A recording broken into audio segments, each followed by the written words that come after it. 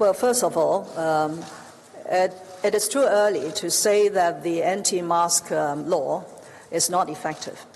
I'm sure you will agree that for any new policy or new legislation, it will take time for it to be effectively implemented. But please allow me to reiterate that if we are so proud of Hong Kong being a city that upholds and safeguards the rule of law, one important component of the rule of law is a law-abiding population. We need the people of Hong Kong to respect the law. So if a piece of legislation has been enacted, but people refuse to abide by the law, then of course we have a problem at hand. But I would appeal to the common sense and rationality of the Hong Kong people that this is a time to observe the law. In enforcing this new piece of legislation, of course, there will be some complications and misunderstandings, especially when the anti-mask law has provided for some legitimate defenses and exemptions for certain categories of people to continue to wear a mask for various purposes, for medical and health purposes, for religious purposes, and also for news reporting purposes. And amongst the various categories, because journalists are very much in the front line, reporting on the confrontations. So we have to have a better understanding to find a way that could strike the needed balance between respecting the rights of journalists to report on the scene, but at the same time allowing the police to enforce the law.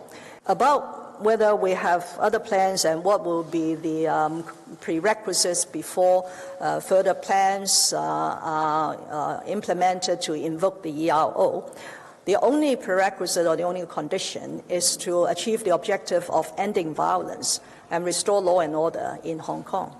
So what I can assure you that the government will take a very serious view and very careful assessment before the ERO is to be invoked again. And by the way, as you will appreciate, we do have a judicial review to tackle later this month. But meanwhile, the court has ruled in our favor twice over the weekend that they have declined an application for interim injunction. So at this point in time, this anti-mask law is still valid and effective. Finally, about my plans for the 2019 policy address. I'm now reaching the final stage of completing my policy address. This policy address will not be the usual type of policy address that will be very elaborate, very comprehensive, covering almost every aspect of the government. But I'm getting it ready for announcement on the 16th of October. Whether I could do it in a normal fashion, that is walking into the electoral chamber to read it out maybe for an hour or so, is not something that I could determine on my own, because it depends on the reception in the Legislative Council, especially among some non-pro-establishment members, and also what will happen outside of the electoral building. So we have to monitor the situation and to plan for some alternatives to get that policy address out in the public domain.